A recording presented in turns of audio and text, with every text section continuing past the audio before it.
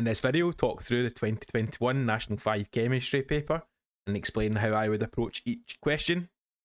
Question number 1 asks us about chemicals with similar chemical properties. These will be chemicals which are in the same group. We're looking for a chemical that's in the same group as fluorine. Go to our data booklet. We can use either page 4 or page 6. We are looking for the one that's going to be in the same group as fluorine. Groups go vertically, which means nitrogen is not correct, hydrogen not correct, neon not correct, chlorine and fluorine are both in group 7. That leaves our answer as B, chlorine, for number 1. Moving on to our next question, we're asked about a chemical which has an atomic number of 15. An atom with atomic number 15 means that it will have 15 protons. Atoms will have the same number of protons and electrons, so it will also have 15 electrons. To work out the number of neutrons, we would do mass number take away atomic number, which would be 31 take away 15, giving us 16 neutrons. This question wants us to talk about the protons and electrons, meaning A must be correct.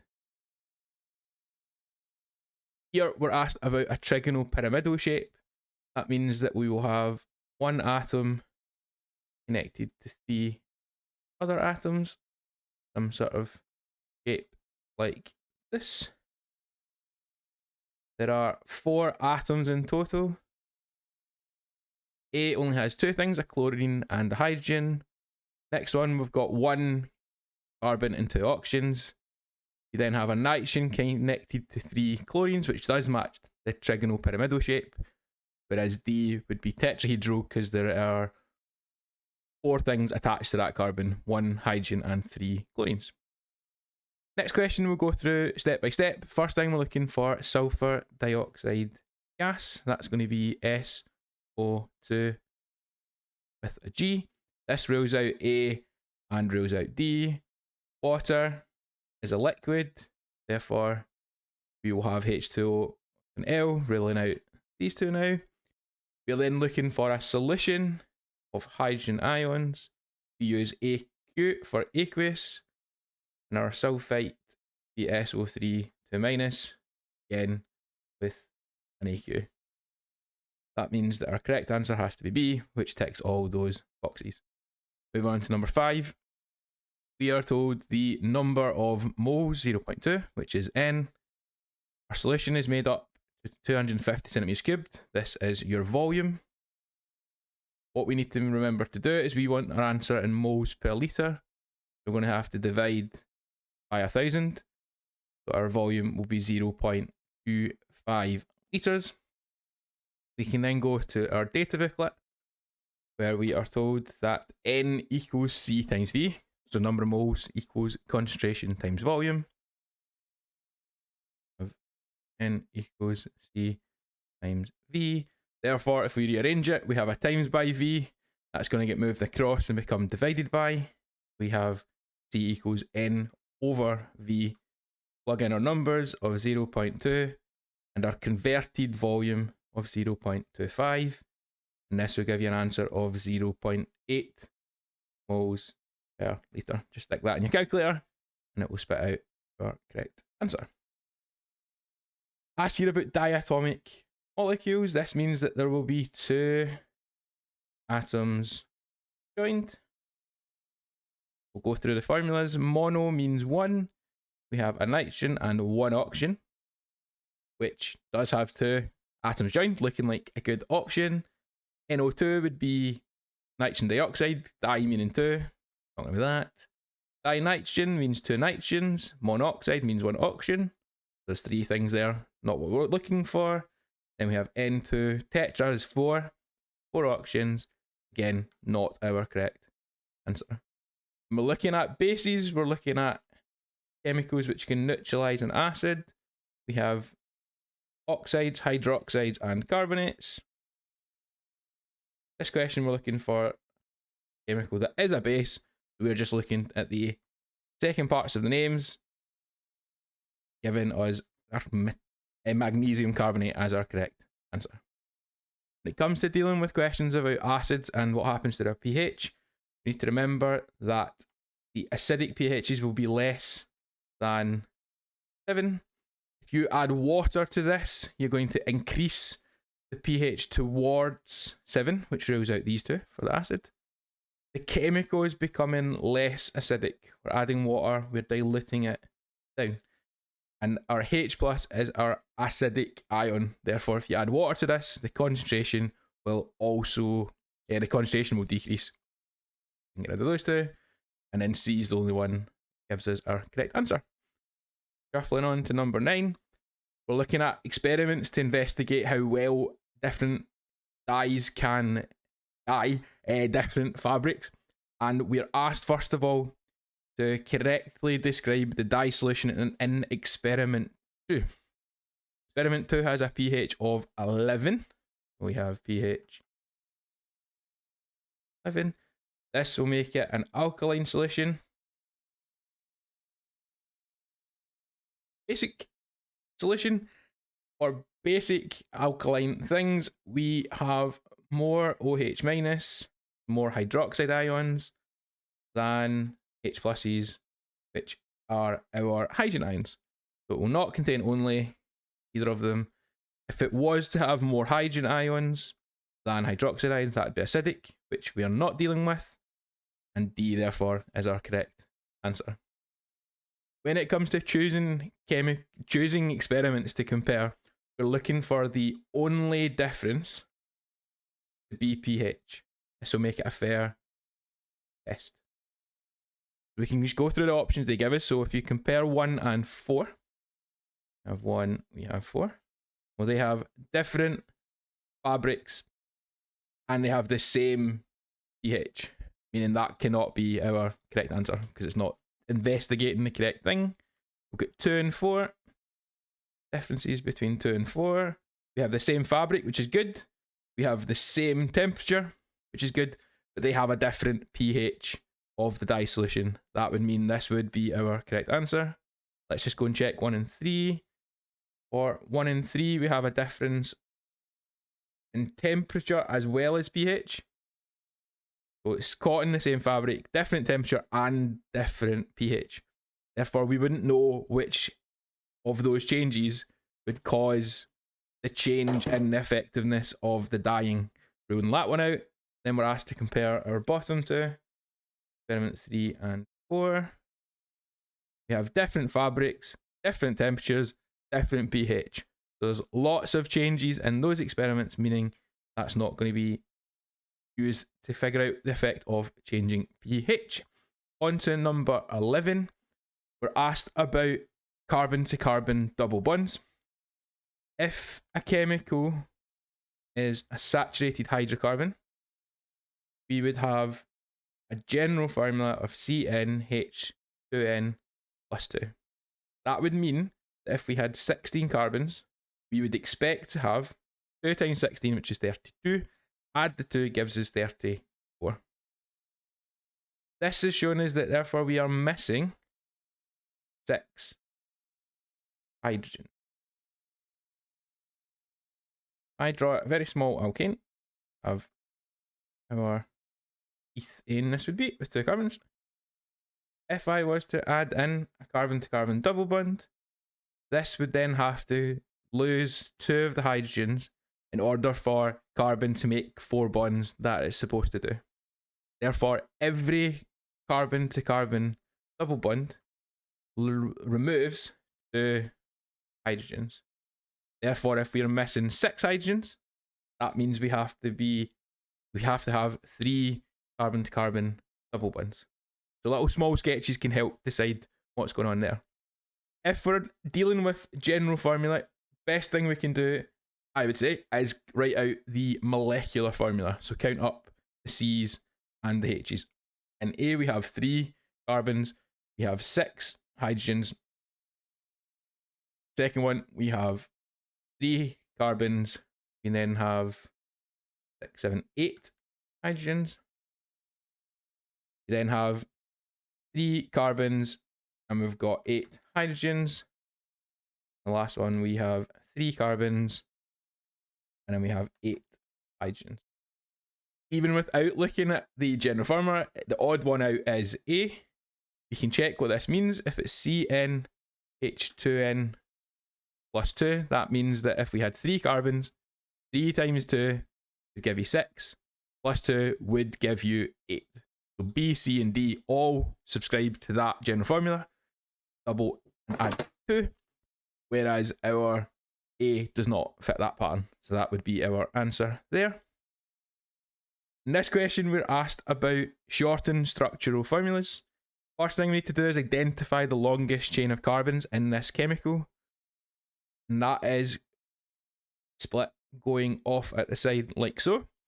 If you went straight across for the 4 carbons, that's going to make you pick a wrong answer. And yeah, get this question wrong. So if we start off on the N carbon, we have a CH3. So that's this one here.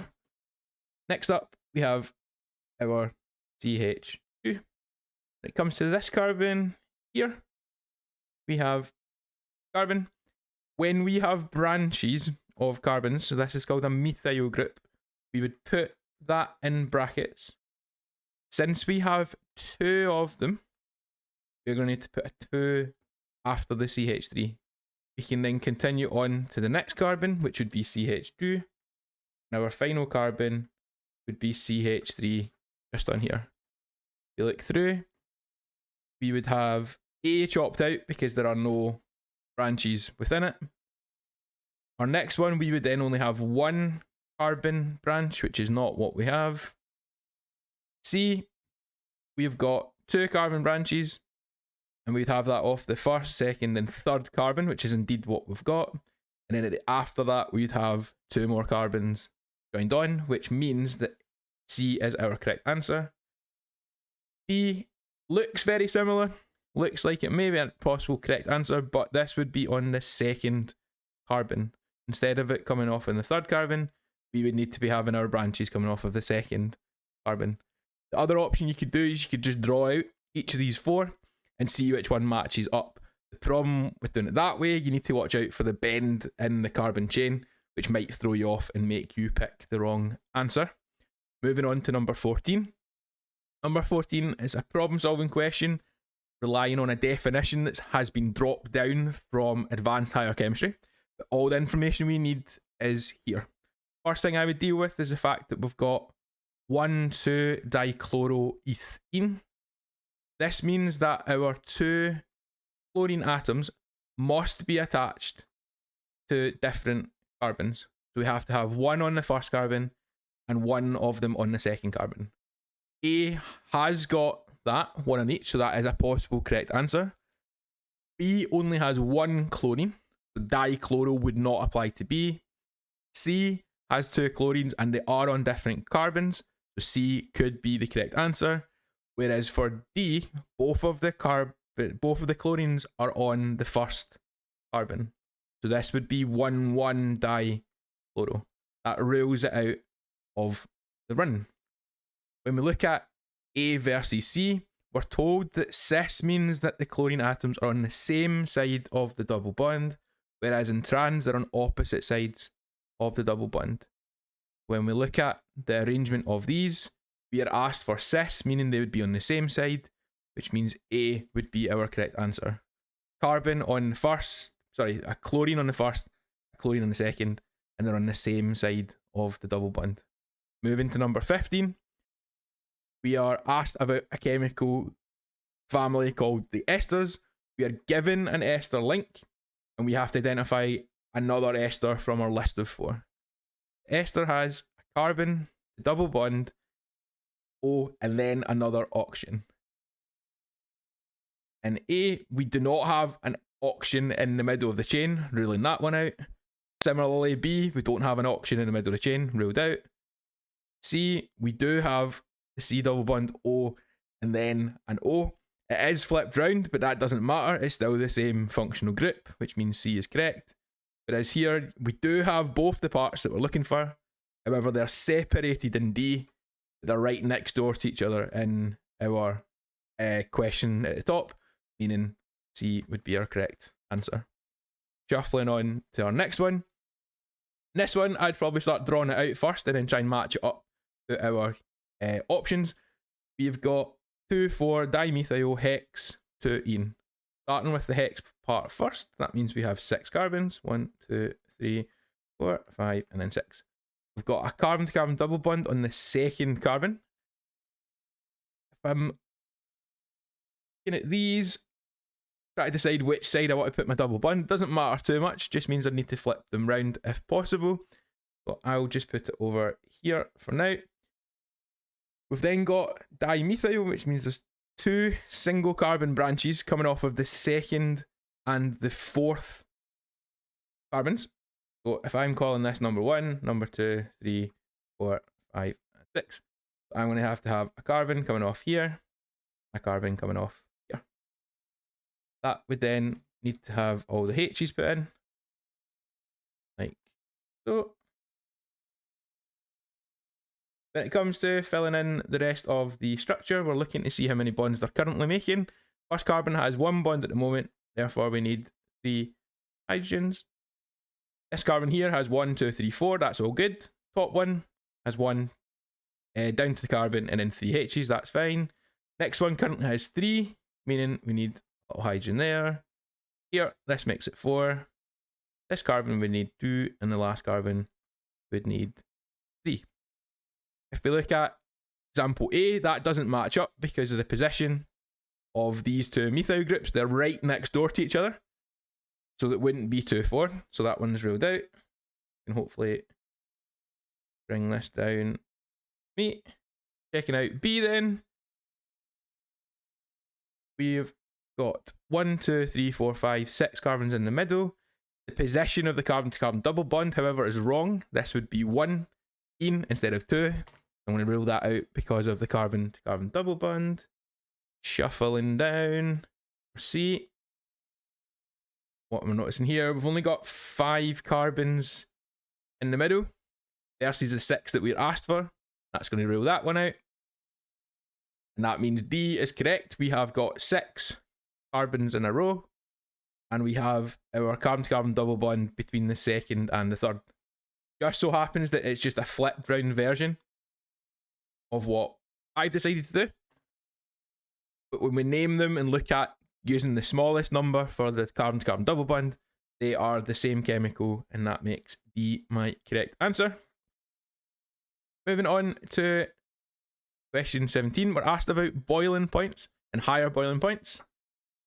This means that there are stronger forces of attraction, and these forces of attraction are called intermolecular forces.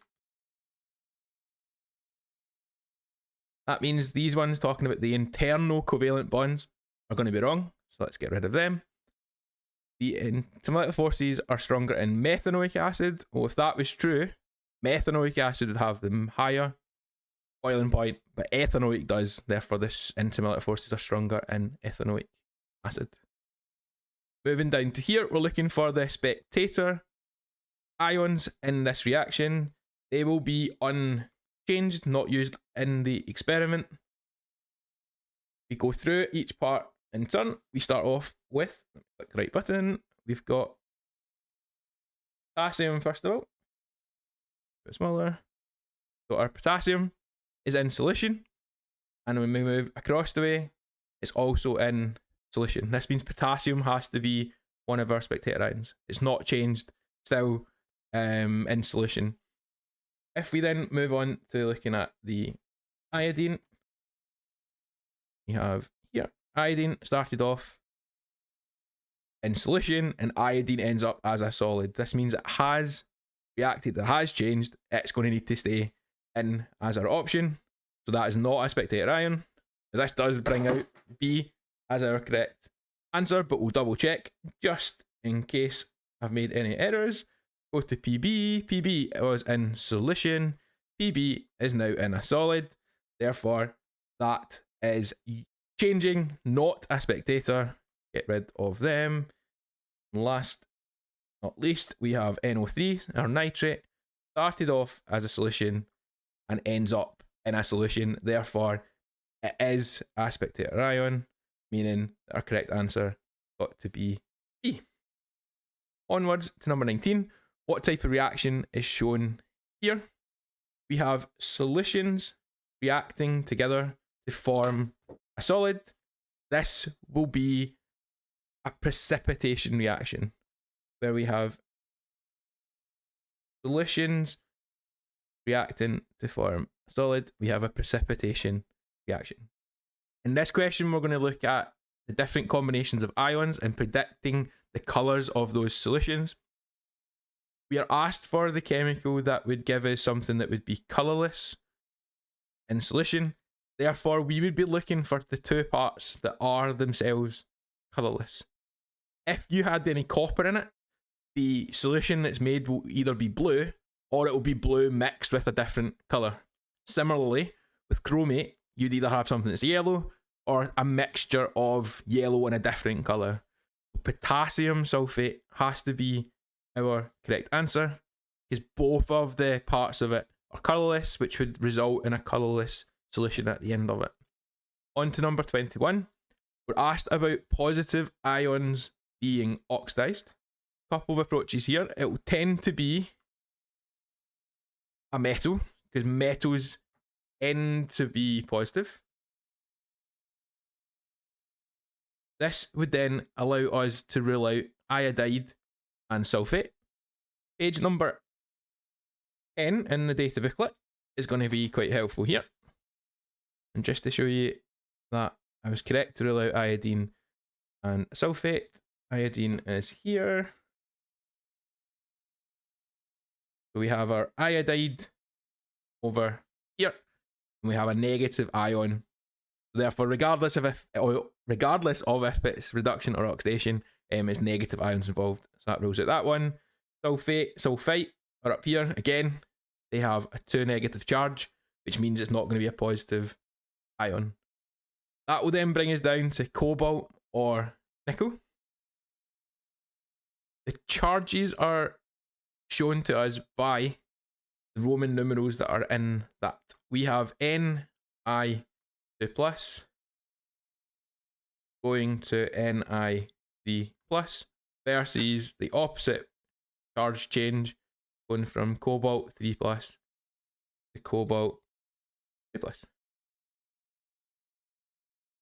Oxidation is the loss of electrons. You may have been told oil rig as a way of remembering it. Oxidation is loss, reduction is gain. If you lose negative electrons, you will become more positive.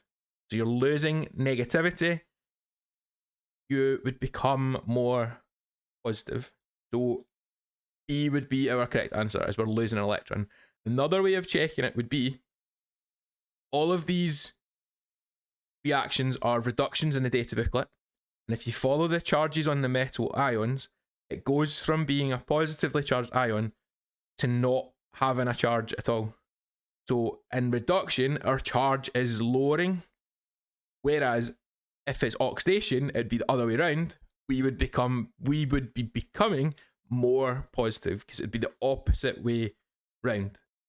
And that backs up that our answer is B in this question. This question, first of all, we need to decide on which way will the electrons flow in an electrochemical cell. We would flow from high to low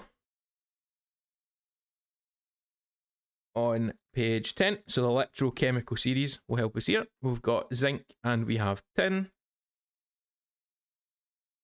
We have got zinc going to tin. So our electrons are going to flow from zinc to tin. That rules out these two answers here.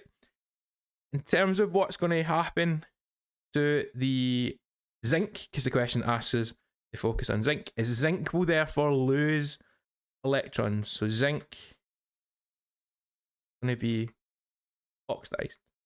And if zinc is being oxidized, then it's going to be the opposite way round of this reaction in the data booklet. So this means that we are going to have zinc solid. I'm just taking the thing that's on the right, moving it across. And that is then going to go into solution. What this will mean then is that the zinc solid will start to break apart, and the mass of the zinc will have to go down. This means that we will have a decrease in the mass of the zinc. Moving on to number 23, we're asked about the different materials to stop the different types of radiation. Alpha is the least penetrating, so it's the easiest to stop. That means that it can be stopped by a sheet of paper, which gives us these two as options. Gamma is the most difficult one to stop, which means it has to be thick concrete. It's usually thick lead, that would be another way of stopping them as well, but thick concrete would work. At this point, C is the only one that ticks both those boxes, but beta being in the middle, we need something more than paper, less than the concrete, making C our correct answer for that. This question is pairing off the process and the catalyst used. We are making ammonia in this question. The making of ammonia is the Haber process, and the Haber process uses an iron catalyst for that. So our Oswald answers are wrong. Haber and iron is our correct answer. The reason they ask questions like this is because it's quite easy to get these two processes muddled up. The Oswald process uses ammonia as one of its feedstock, which is the link with that. It has a platinum catalyst that it would use with that. So C would be the correct connection. So Oswald does use platinum, but we're asked about the Haber process, which is why D is correct. And final multiple choice question, we're asked about the solubility of two different compounds at different temperatures. We're asked about it at 40 degrees Celsius, which we will bring up here. So we're going to do a line up just so we can see answers that we're talking about. The question tells us that we're adding 50 grams of both of the chemicals to the 100 centimeters cubed of water. If we check our potassium chloride first, which is our dotted line, we have a solubility of 40 grams per 100 centimeters cubed.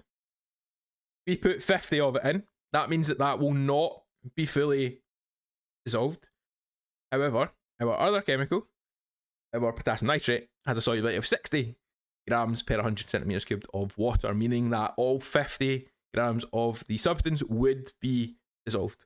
So both of them are completely dissolved is incorrect. Neither of them incorrect. Only potassium chloride, well, no, that's the lower down one. And then D would need to be our correct answer for that. Now moving on to section 2. The first question is giving us different isotopes of tin. We need to be aware that our top number in our nuclear notation is going to be our mass number, and our bottom number is going to be our atomic number. If you're unsure of which one's the atomic one, which one's the mass number, you go to either page 4 or page 6, or any of the pages that have the data booklet with E. We have atomic numbers at the top. The chemical in question is tin. Tin has an atomic number of 50, so you can always use that to help guide you towards mass and atomic number. If you look across them, they all have the same atomic number, but they have the different mass number. So our answer would just be something along the lines of same atomic number, different mass number.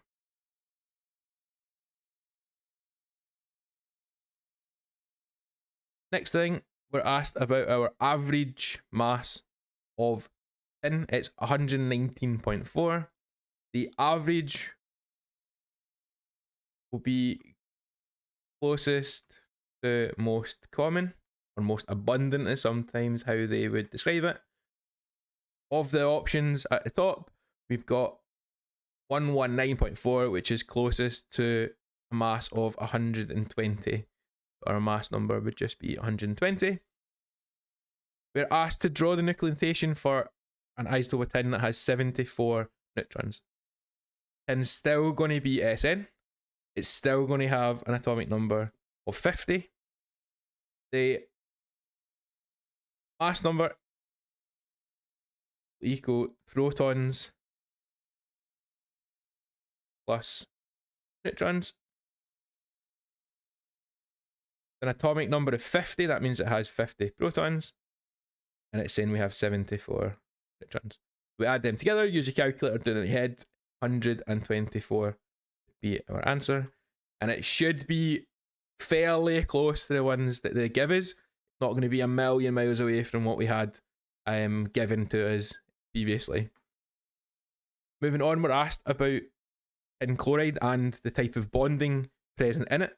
What you are not to do if you're given more information, like we are here, you are not to go off the fact that we have a metal and a non-metal, which may lead you to think that it should be ionic. It is usually ionic, but if you have more information, you need to work with that instead of just going and relying on metal and non-metal. If it was ionic, this would mean that it would conduct as liquid. And as we can see from our results, we do not have that, again, showing that it's not ionic. The way I would approach this is, if it was metallic, it would always conduct, so metals conduct as solids and liquid. That is not what we have. Ionic sometimes conducts, again, we don't have that. And covalent, never conduct. Always a little added bit of except carbon graphite. I don't remember the last time I saw a question that asked about carbon graphite, but you'll probably have heard that from your teacher as well. Therefore, because we don't conduct either as a liquid or a solid, we are going to have a covalent compound. We only want the bonding, so we don't need to worry for this question if it's metallic or a network. With the low melting point and boiling point, it would be a molecule, so it'd be covalent molecular. But as I said, the question just asks for the type of bonding. So that would either be metallic, covalent, or ionic in this question. Covalent. Moving on, in this question, we're asked about collecting and measuring the volume of gas that would be produced. In order to collect gas and measure it, the easiest thing we can do is draw a gas syringe. Now this is going to probably be a little bit wiggly. Try my best. So we'd want to have our main barrel of the gas syringe. We would want to have little graduations on it. Let's try that one again. Try and get them actually reasonably straight lines and reasonably spaced out. This would give you your 5 centimeters cubed or whatever measurements we're using. We would also then want to have our part that closes it off. And then we'd want to have a little end plunger part. Something along those lines. One of the things that we can do, just to ensure that people know what we're drawing, if we're not as artistically skilled as I clearly am, you can label it and say that you have a gas syringe present like so.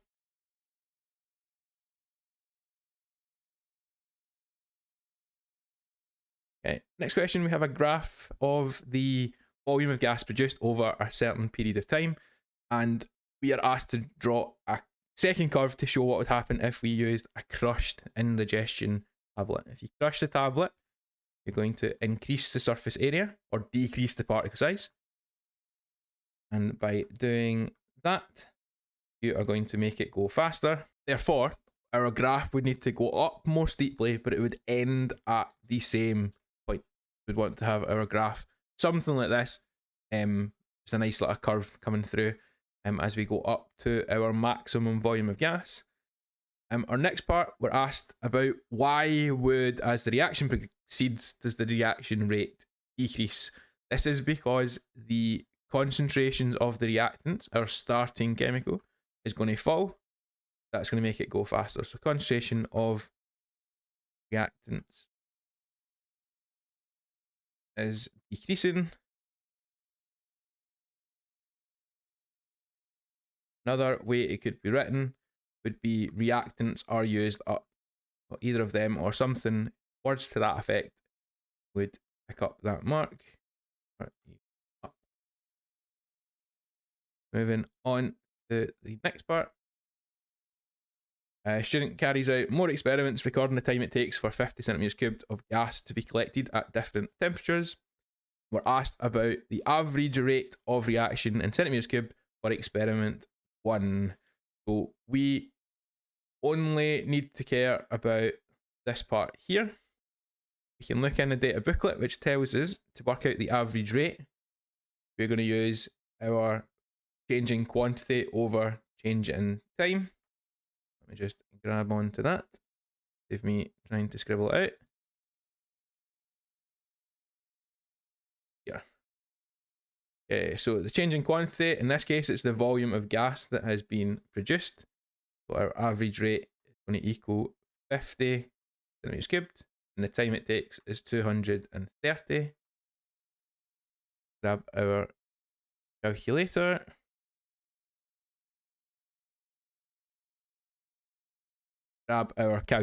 And we have 50 over 230 to give you 0. We'll go for, let's go for 0.217. That would be centimeters cubed per second. As your increases, time taken decreases.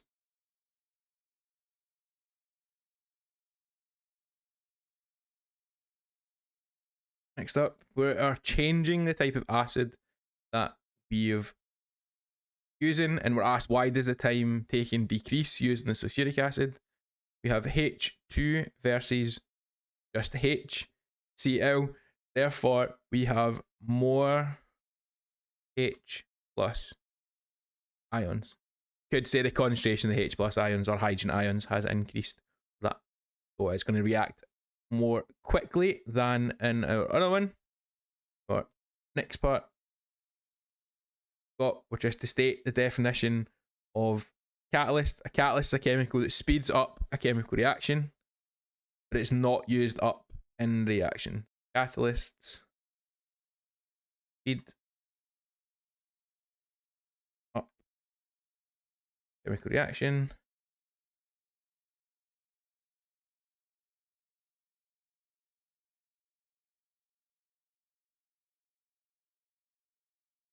Are not used.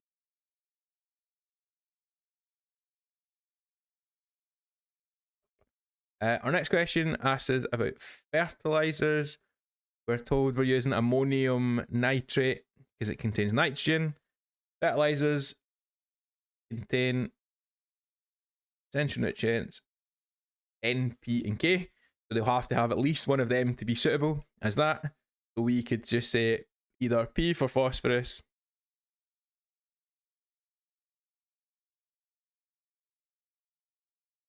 or our potassium, which would be our A for that.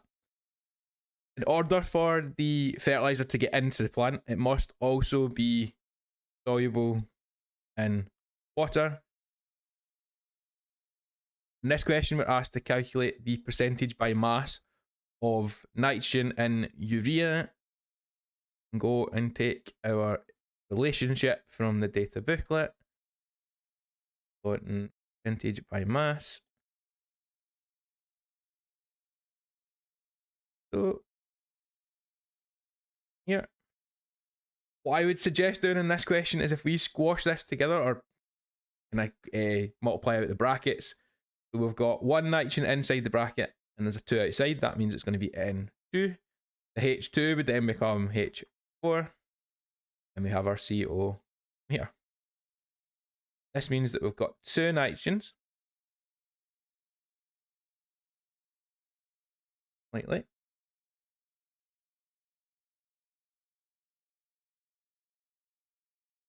Then got 4 hydrogens, 1 oxygen, carbon. That. You can then go down to our page with the different masses on them. So we had carbon here is 12. We had nitrogen, which will be over here, we have as 14. We then had oxygen, which is 16. And then we had, last thing that I'm missing, hydrogen, which is got a mass of 1 here. So pop in our numbers. So it's 2 times 14. 2 times 14 will be 28. 4 times 1, which is just 4. 1 times 12 is 12. And then 1 times 16 is 16. That will give us 40. That will give us 60 in total. For this question, we need to care about the nitrogen. So our nitrogen is 28 out of the total GFM of 60 times by 100. We can then go back to our calculator. 28 over 60 times 100 gives us 46 point, and I would round it to 46.7 to accept more significant figures. So you can have 4 significant figures or 2 significant figures, but I'm going to go for classic 3, the 46.7%. Asked about endothermic reactions. Endothermic reactions take in energy. They can be found happening in cool packs.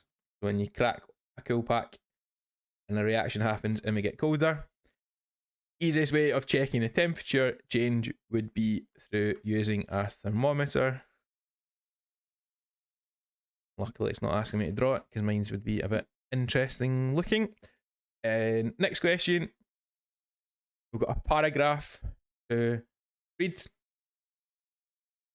and them to ask questions about it. Now, obviously every single time totally read this through multiple times to get ready for it. We wouldn't just go down to the question and see that we're asked about molecules that absorb bad smells. So cyclodextrin already absorbs bad smells, and we want another one that absorbs bad smells. So if we look here, we're looking for the phrase bad smells and absorb. Top part, nothing about them. We're told which one is the bad smell, and we've got cyclodextrin. So my eyes are drawn to here. So cyclodextrins absorb them, and another molecule for the same purpose would be triethylene glycol.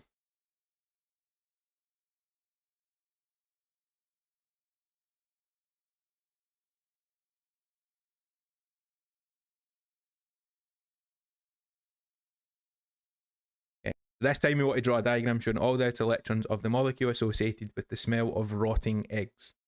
Shuffle back up to here. That line above, got hydrogen sulfide. So first thing I'm going to do, go down, and I'm just going to write down that we're dealing with H2S. I have my hydrogen, and I'm going to have my sulfur. It asks us about outer electrons, so when we go to page number 6, we only care about the outer electrons. Hydrogen has just 1 electron. When I go back over to my page, and 1 little cross there. And then if we find sulfur is in group number 6. We have 6 electrons in its outer shell. Keep the shapes working out fine. I would end up putting 1 at the top and go around like a compass until I run out of them. So that's 4, there's 5, and there's 6. So we're going to put both of them together. So I'm going to take my sulfur in the middle, have my electrons there, 2 electrons there, and at this point here is where I'm going to join on a hydrogen. I can choose to do dots or crosses for them. I'm just going to keep everything crosses just to make life easier. 2 crosses here. And then we have our diagram showing how they would join up together. Next one, asked to calculate the mass in grams of 1 mole of scatol. Sounds like a lovely chemical. To find where scatol is here, what we're going to have to do is count up the number of carbons, count up the number of hydrogens, and how many nitrogens. For carbons, we've got 1, 2, 3, 4, 5, 6, 7, 8, 9. Then for hydrogens, 1, 2, 3, 4, 5, 8, 9. And we also have 1 nitrogen. That. Take that with us down there. GFM is going to help us here. We've got 9 times. Still going to be 12 as it was previously. We then have 9 times hydrogen, which is 1. Have 1 nitrogen, which is 14. Not going to do that in my head. So 9 times 12 is going to give you 108. Plus the 9 for the hydrogens, plus the 14 gives us 131. This is technically our GFM. If we wanted to, we could then use the fact that data booklet says that N equals M divided by GFM. So we're wanting to work out M equals number of moles times GFM. We are using 1 mole of the substance, so it's going to be 1 times whatever our GFM is. So what you might do is just take the fact that GFM was 131, therefore 1 mole of it would be 131 grams. Next question asks us about the functional group circled on the triethylene glycol molecule. Back up we go. We have an OH group. H group. The name of that functional group is the hydroxyl group. We have alcohols that contain that functional group. In this diagram, we're shown 2 molecules of different carboxylic acids and asked to draw a third different one. Starting off how I would always start them, we have pent, which means we have 5 carbons connected together in our longest chain. I'm then going to copy the way it's drawn in the other diagrams where we have our double bond O, then we have our O and H. We've then got dimethyl, so we need 2 methyl groups on the second and the fourth. It's numbered from the end with the double bond O, OH. That means that we need C with 3 H's on carbon number 2. And this one, we're going to have the same over on number 4. Like so. Means that all we need to do then is put in the rest of our hydrogens. This carbon here has 1, 2, 3, 4 the end carbon has 4 bonds at the moment. We need 1 H here to make that have 4. This carbon needs 2 to fill it up. 1 H here, and our end carbon needs 3 hydrogens. And on. We want something along those lines. Next question. We are given a certain type of reaction. In this case, we are losing carbon dioxide to form an alkane, and we want to do the same thing to this chemical that we have got. So we're following the same pattern that's happened. We are losing off the end carbon. So carbon with the double bond O is being lost, and we're putting a H on the end. So in this one here, we just need to redraw this, having lost the carbon double bond O, and then put on our hydrogen at the end. So we're going to have 3 carbons along the middle. We're going to have our CH3 like so. We're just going to fill it up hydrogens just like that. So you just try to identify what has happened in our example one and copy it as best we can to make this have our same type of reaction that we've got. Moving on, this chemical is associated with the smell of wet dogs.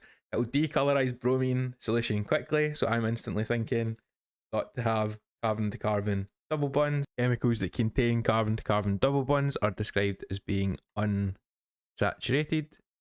Gives us an answer for that one. In this question, we're asked to talk about the different chemical reactions and properties of metals. Start with the reactions first. So metals will react with oxygen to produce metal oxides.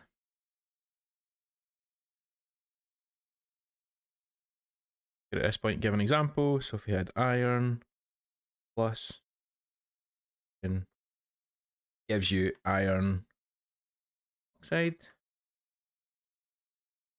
Next up, we could have metals and acid. This is going to form salt plus hydrogen. Very similar to neutralization, except from because it's just a metal. For example, if you had lithium plus hydrochloric acid,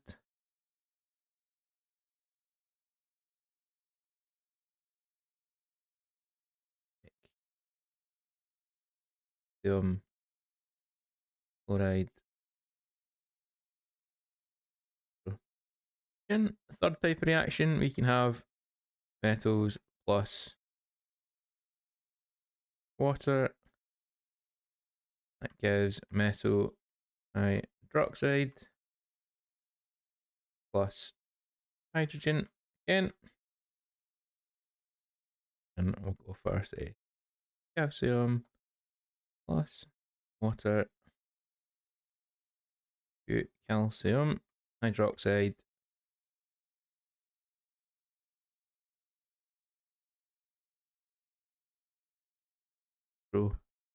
hydrogen. If we switch it up to talking about the properties now, so metals contain metallic bonding. We can do some sort of description of a lattice where we have our, these would represent our metal ions, and then out that lattice structure we would have electrons that are free to move. You might have heard it described as a sea of delocalized electrons.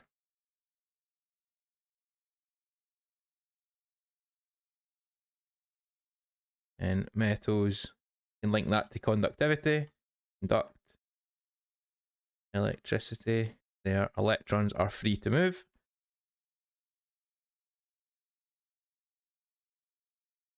You'd say that they tend to have high melting and boiling points.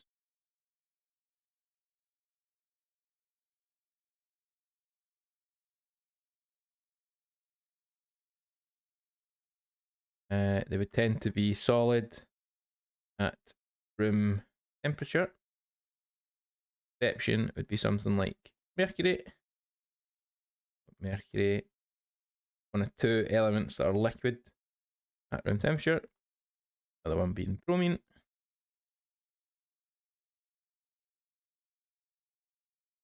Like that, we could talk about different metals having different reactivities. So if we now lean a little bit on this section here, so we could say that lithium is reactive metal.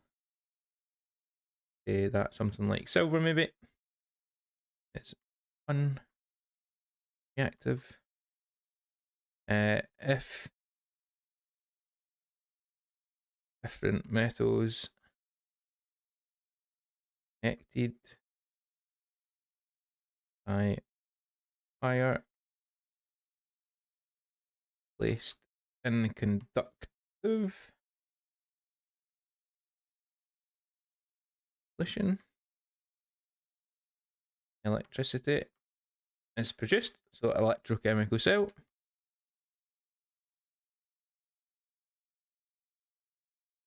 Right. Example. So we have our conductive solution.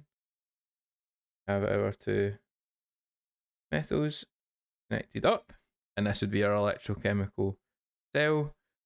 From here you could talk about the further part in electrochemical series. The larger the voltage. Another thing we could talk about is that reactive metals are extracted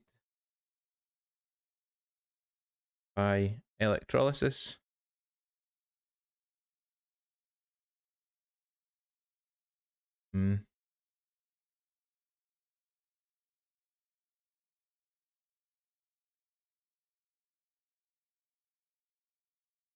Your unreacted metals found uncombined.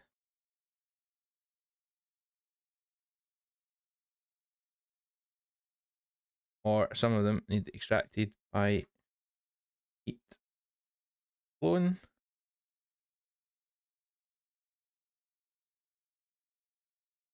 And those middle ones, so fairly reactive metals,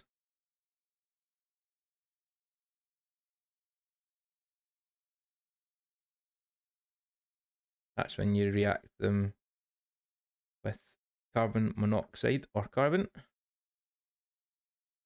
With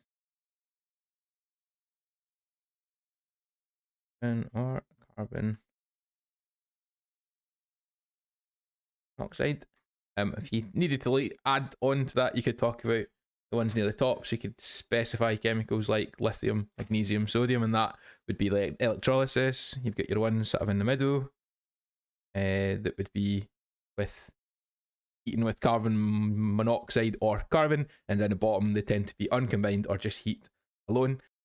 Get the marks in these questions. You get 1 mark if your answer is limited, you get 2 marks if you give a reasonable answer, and you get 3 marks for a good answer. It does not have to be very good, excellent, or complete.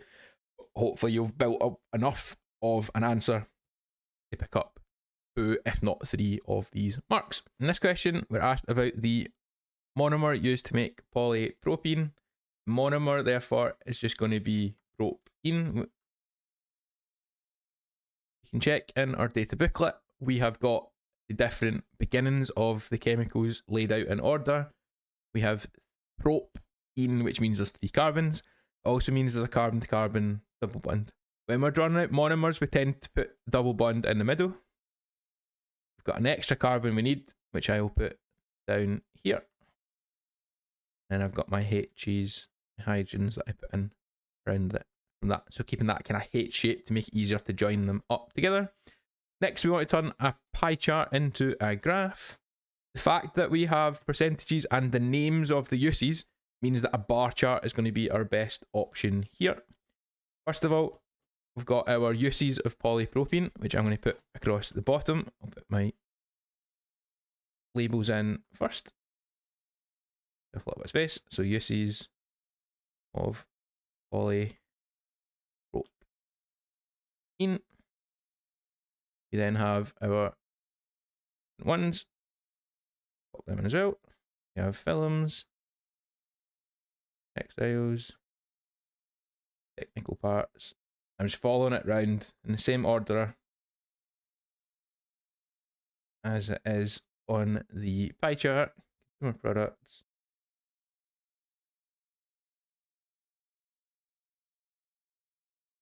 Finally, we've got rigid packaging.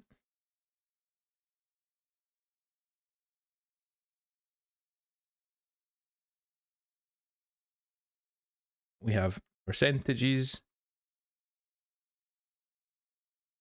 And when it comes to putting in our scale going up the way, we need to make sure that we take up at least half of the graph.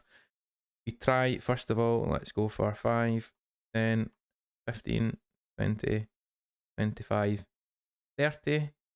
So our 28, which would be our highest number, would go up to there, which is just over half. So that would tick the box for that. There's probably a different value we could go up in that would make it take up more of the space, but we need to have at least half of the graph taken up. So now it's just time to put in our boxes. So our films goes up to 16, which is 1 box above the 15. Box would be 1 in my case. Change that. And now we're going up to 21 for textiles, which would be 1 box above 20. Something like this. Next up, we've got our technical parts, which is up to 20. Change the colour. And we want up exactly 20, so one box lower, something like this. Next up, got our consumer products, which is 15.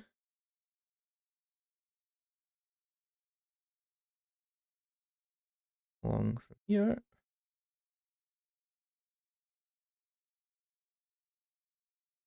There. And our final one, our 28. No, let's go purple. That. And 28. Yep. That would be our graph that we've got. So we're barely getting over 28. In this version of my graph, I went up in 4s, which makes it, some of them fit nicer, some of them don't fit quite as nice as the other one.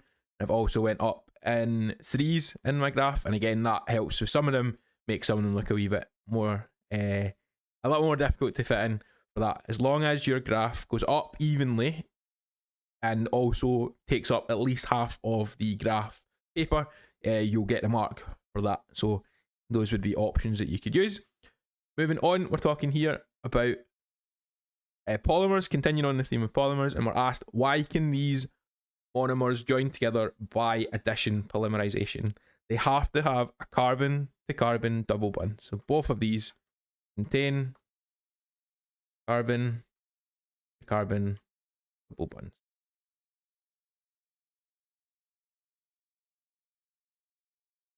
Okay, next one, we have to draw the repeating unit when one molecule of A joins with one molecule of B. What's going to happen is you're going to lose the double bond between the carbons, and it's going to open up. So this would then become a single bond. You'd have lines coming out, and similarly with B, you'd have the same. So we're just going to draw that out. We start off with chemical 8, which is just hydrogens surrounding the carbons, nice and easy. Down a touch. That in there like that. Next, we have our 2 carbons to the middle. Bottom, nice and easy. 2 hydrogens. Not really left myself enough space, and let's shuffle that down. So I want to go to an O, then a C double bond O.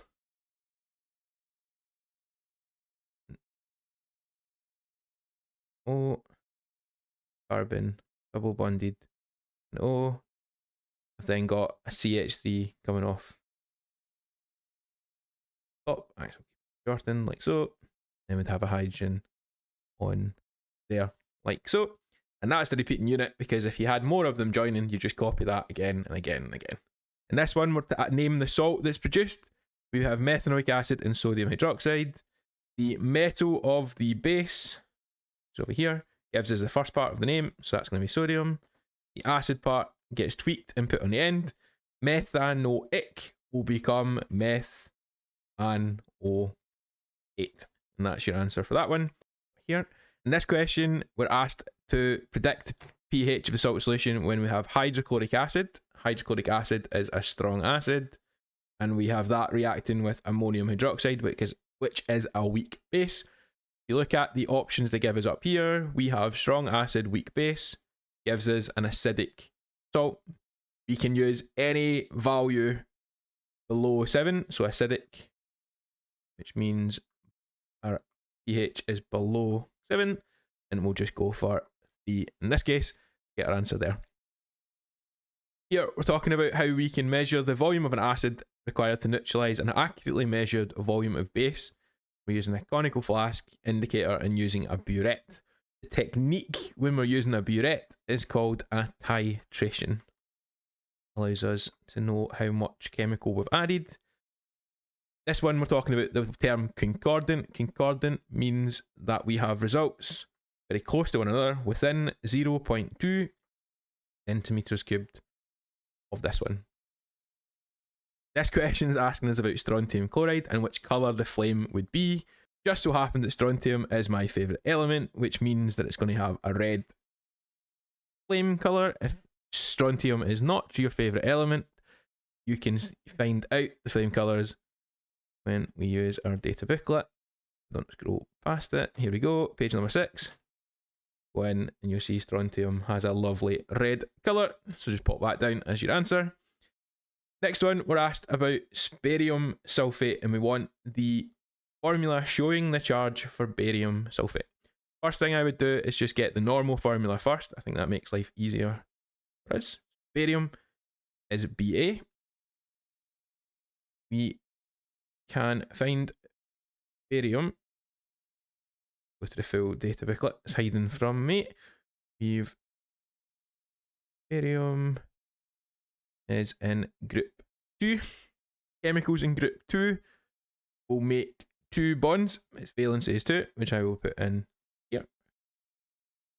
For chemicals that end in 8, we want to go to page 8 in the data booklet, which we'll shuffle down to now. And we find that sulfate is SO4. It makes 2 bonds because it's in that little column in that table. Then we have SO4 and we have 2.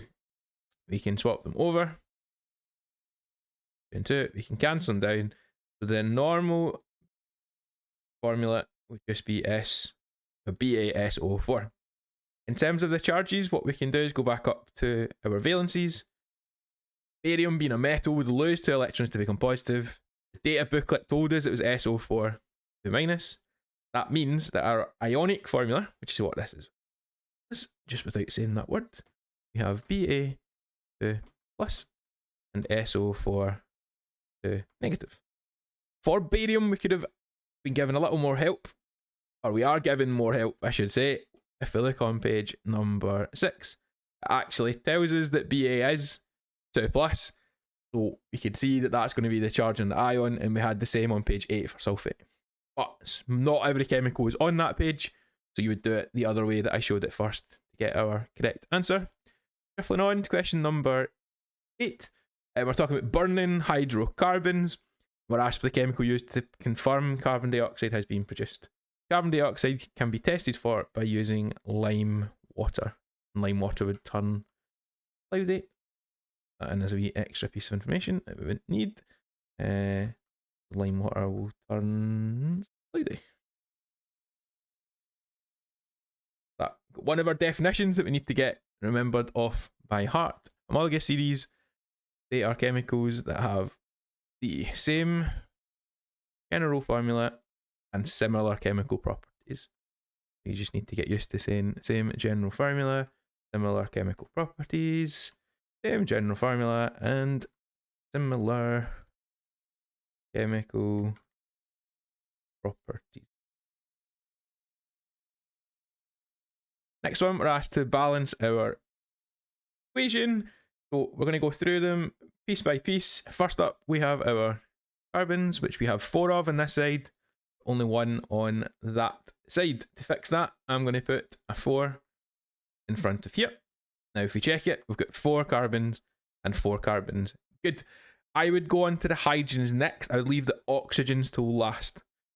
So H's and O's I tend to leave at the end. Now, it's not just me making up reasons why. It's because, if you look here, oxygen appears in 3 places. It makes it a lot more difficult to balance because they're all over the place. So if we deal with the hydrogens first, we've currently got 10 hydrogens over here.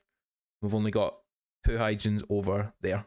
So what we can then do is we can then put in our 5 in front of here.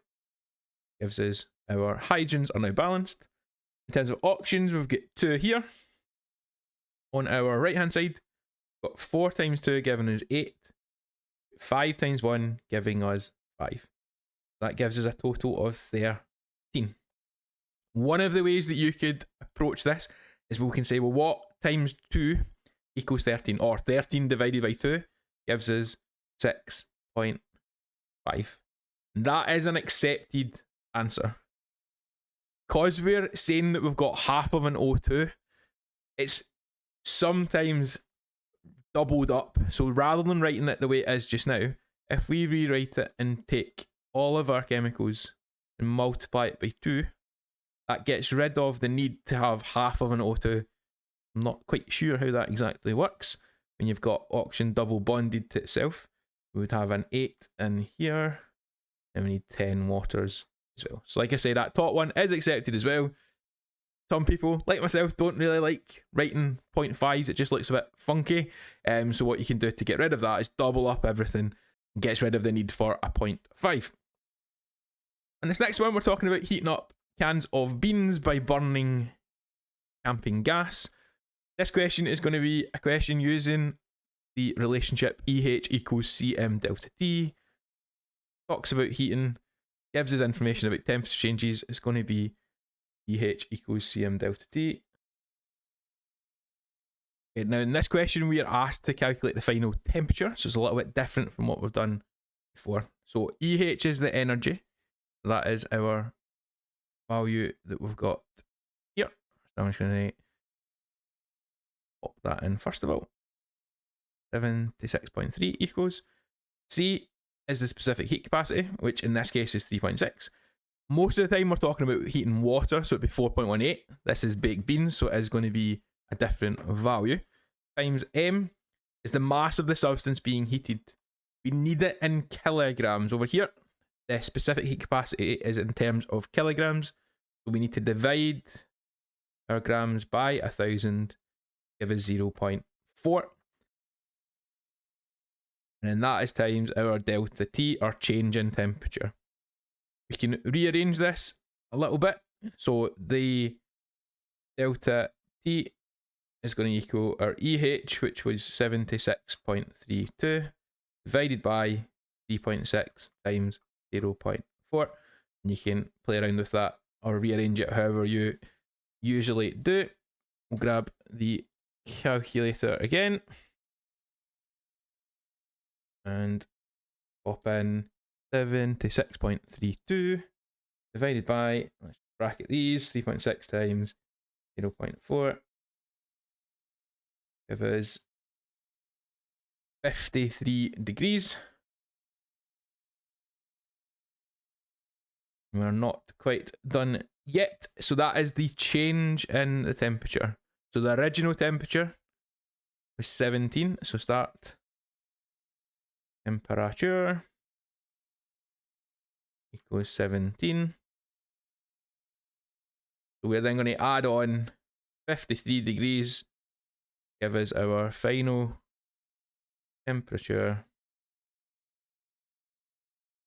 give you 70 Celsius as our answer. In this question, we have to read through a large passage and extract out information to complete a flow diagram. We're looking for the first part. It's talking about reacting under pressure. I'm spotting that over here. And it says that the ore reacts with sodium hydroxide. So that means that in this box here has to go the word ore. Next part I'm noticing is where it's when we are making iron 3 oxide. If I hunt that down, that is here. That is removed by filtration. So the box which represents a process would be filtration. Moving on next, we've got to look for a chemical that is going into the seeding process. Let's find when it says something about seeding. Spotted it there. What are we putting in? Small amounts of aluminium hydroxide. So aluminium hydroxide is going to go in there.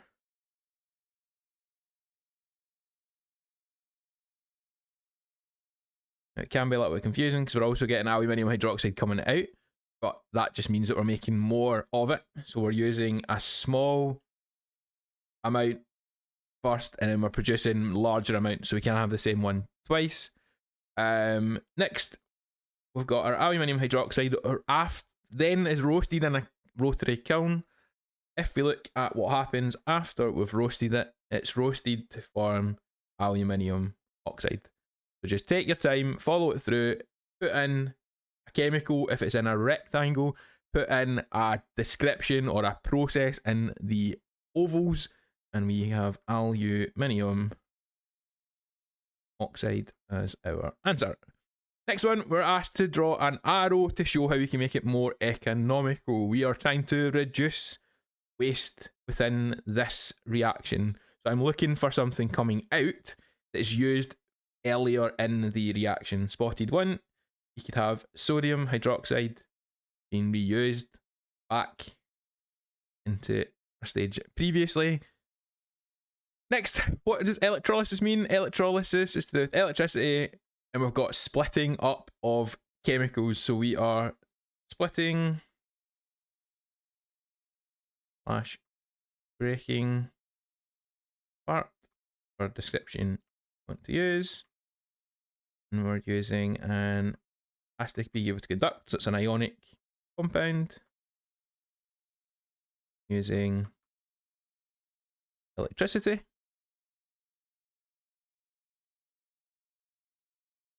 Next question asks about DC. DC stands for direct current. This means that the electricity will flow in one direction only. This is to make sure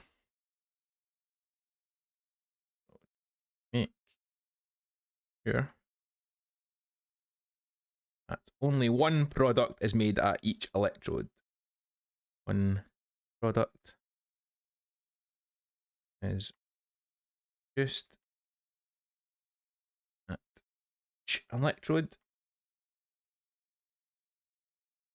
Next one. State why ionic compounds conduct electricity when molten. When they're in solid, they're all the ions are stuck together, but in molten or in solution, the ions are free to move. Another kind of stock answer that's asked about quite a lot. Either this way around, or they'll say, why does it not conduct a solid? Because they are not free to move. When it comes to a redox equation, we must have the same number of electrons in each equation. Look what we've got. So we've got 4 in the first, 3 in the first and 4 in the second.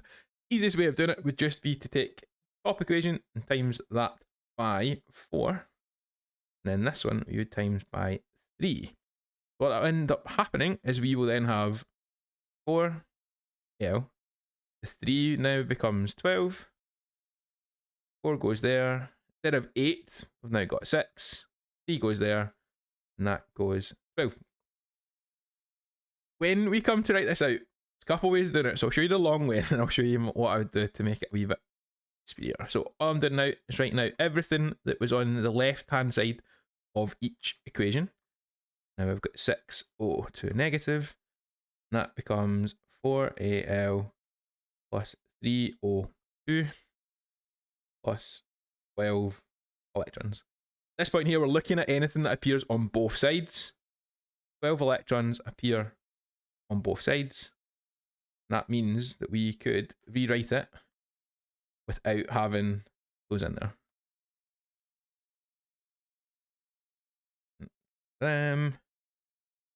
That would be our answer. I'll shuffle them along. Now, the only reason I wrote that all out fully is because, well, using this board and pen, I can skip, make it easier to go through. What I would actually do in practice is, if we can imagine we're splitting them into left versus right, and we are just now looking for the things that appear on both sides. And that will still lead us to our correct answer. I'm just skipping the stage of writing everything out, because every second could be vital in your exam. It's a long time to sit and do chemistry, as I am finding out now. Next part, we have got a question asking us about tungsten carbide. And after we've definitely read through this twice to make sure we understand what's going on, we then look at the question, which says state the name of the ore from which tungsten was first extracted. There's the term first extracted. There's the chemical called wolframite. Wolframite. Write the formula for the compound that was heated with sugar in a furnace to produce tungsten carbide. We have got tungsten oxide. So we want the formula, so we're going to do our valency crossover. Tungsten is W. If it's got a 3 there, that's the Roman numerals for 3. That means it makes 3 bonds. Oxygen is O. We'll go to page number 6 to help us find out the valency of oxygen. Oxygen is in group 6. Oxygen is 2 steps away from being a noble gas. It needs to gain 2 electrons. Let's pop in a valency of 2. We swap them over. Gives us 2 and 3. And we would write our formula as W2O3.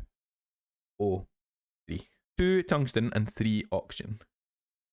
Next one, suggest a temperature that the furnace could have been operating at when tungsten carbide was accidentally made.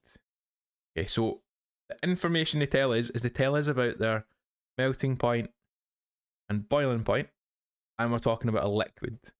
That means if we want to be a liquid, we need to be between the melting point and boiling point. We want something between the melting point and boiling point. So any number then between those two numbers, I'm just going to go for, let's say 4,500. Any value between those two would be fine, and because we need it to be a liquid, that's going to work perfectly. Calculate the density of tungsten carbide in grams per centimeter cubed.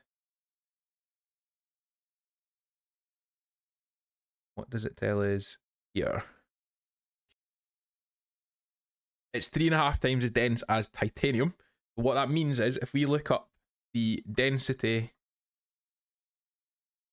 of titanium, and then we want to times that by 3.5. We're going to go to page 7 in our data booklet. We're going to look at the second last column. We're going to go down to titanium. We're going to find out that it's got a value of 4.51. Means when we take it back over here, that's going to become 4.51 times 3.5. 4.51 times 3.5 gives us 15.079 in this case. 0.79. 79 grams per centimeter cubed. For question 11, we're looking at nuclear chemistry. We are given an equation and we're trying to work out what particle X must be. First thing I would do is look at our total mass on the left hand side. So the total mass has to be 15, so 14 plus 1. Therefore, X must have a mass of 1. It's the only way it would make sense that you'd have 14 and 1 on the left and 14 and 1 on the right. So we know X has a 1. You've got 7 and 0. So you get 7 in total as an atomic number. You've got 6, and X must have an atomic number of 1. Having a mass of 1 and an atomic number of 1 gives us a couple of options. We could say that that would be hydrogen, or equally, it's going to be a proton that we've got there. So something that has an atomic number of 1 and mass of 1 could be either of those two answers for that. Next question, we're given a graph and we're asked about the half-life of this particular chemical. Half-life's to do with the time taken for activity half. So we look on our graph, we start off up at 100% activity. Therefore, once we get down to half, you're talking about at 50%.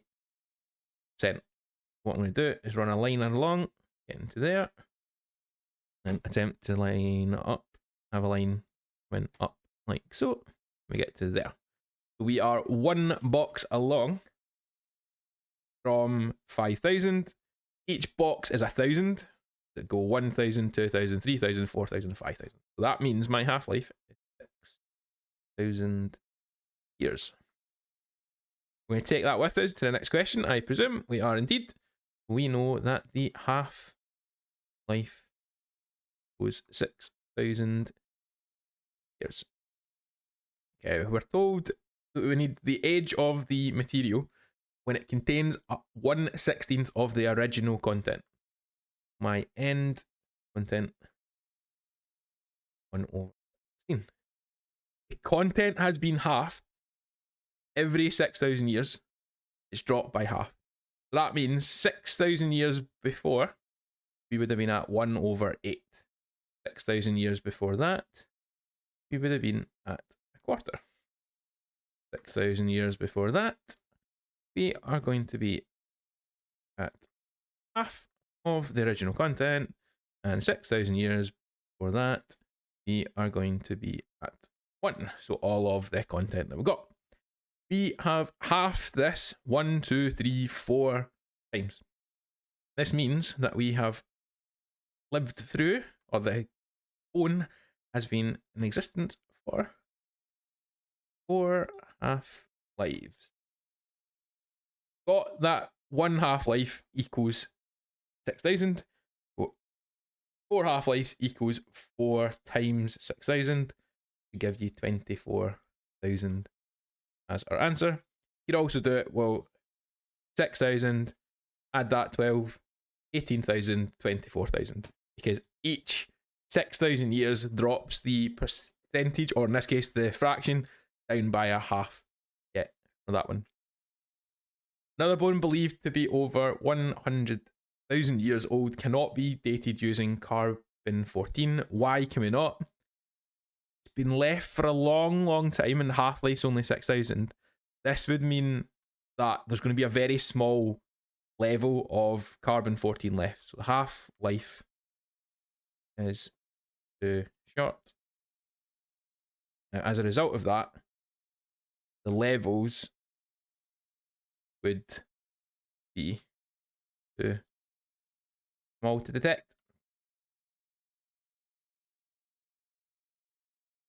It'd be halved so many times. It's going to be such a tiny value that we've got.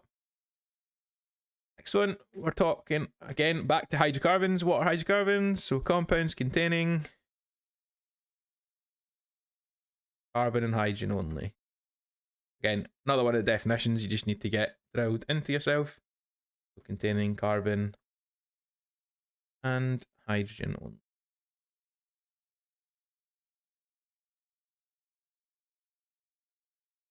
Next up, we are asked to name the specific type of reaction that has caused us to go from cyclohexene to unknown chemical. Why? Cyclohexane. We have added on, there's more hydrogens. Addition of hydrogens is called hydrogenation. Hydrogenation, however you want to say it. But of hydrogenation that we've got there. We have to draw an isomer of compound Y that belongs to a different homologous series to compound Y. If you have cycloalkane, as we do here, alkene will have the same number of carbons and hydrogen. This is CnH2n, and an alkene is also CnH2n. Easiest way of doing that, we have 6 carbons. So I'm just going to draw the easiest one I can possibly think of. Just have my 1, 2, 3, 4, 6. A double bond here. End carbon needs 3 H's. Have 2 hydrogens here. Here. Next one only needs 1 because it's part of the double bond between the carbons. We get something like that. You could move the carbon-carbon double bond along the chain. You could put branches in, but this would be the easiest one to draw, I would say. In this question, we are asked about sodium and cyclopentane. I want these two. We are told information about cyclopentane. So I'm going to start with cyclopentane first. I'm going to go over here.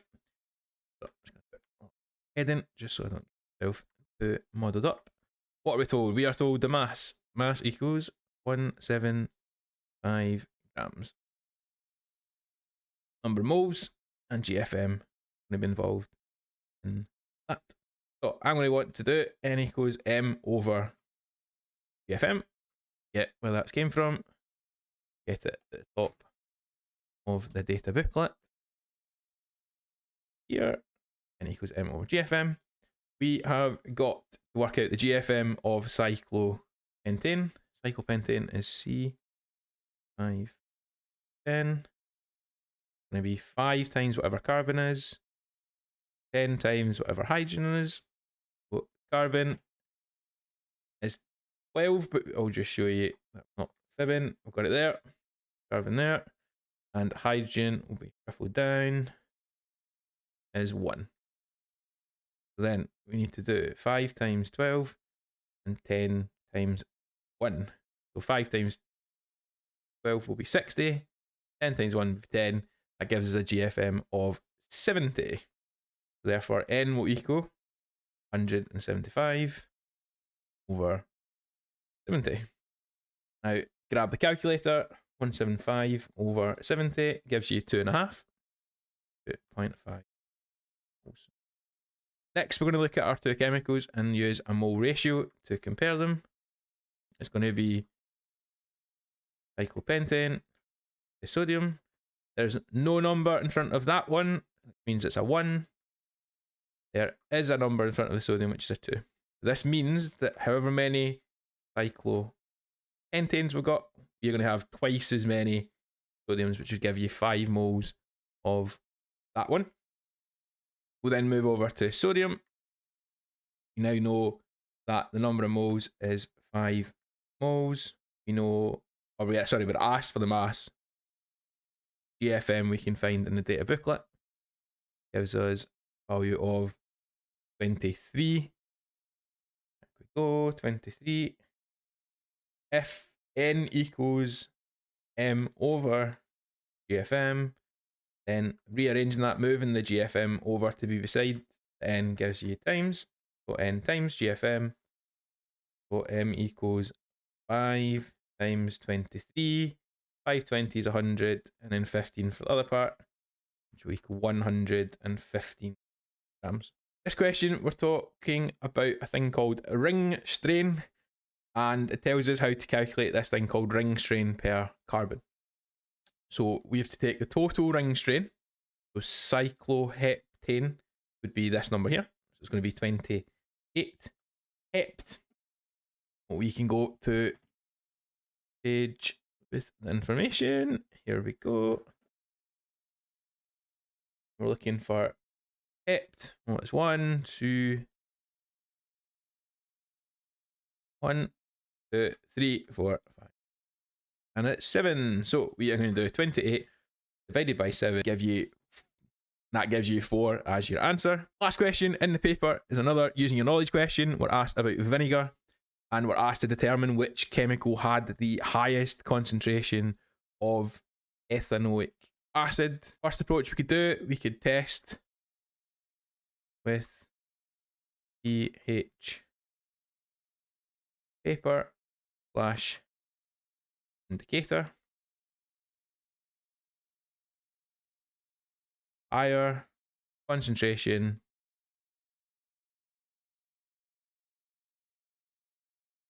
would have a lower pH. Higher concentration react more quickly with, let's say, bases or metals. Essentially, if you evaporated each solution, larger mass of solid left from higher concentration.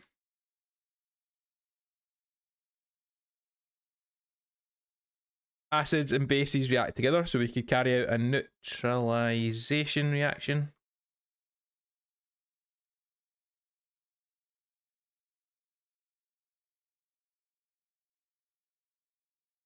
So acid plus base gives you salt plus water. More base required for the higher concentration, because it will more to neutralize it. Required for higher concentration.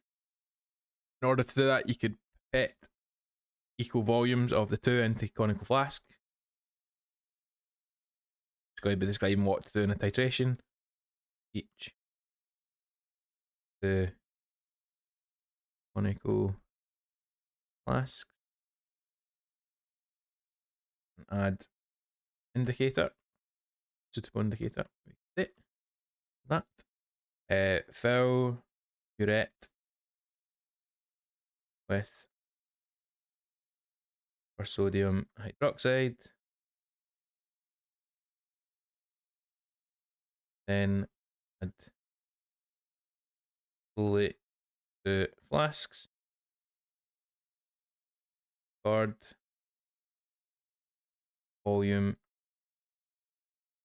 required. Other options include you could measure the density of them, so how heavy they are for their volume. You would have higher concentration, be more dense.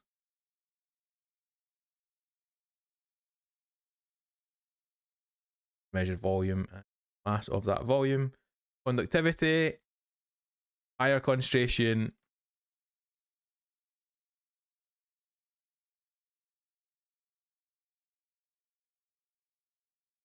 conduct better.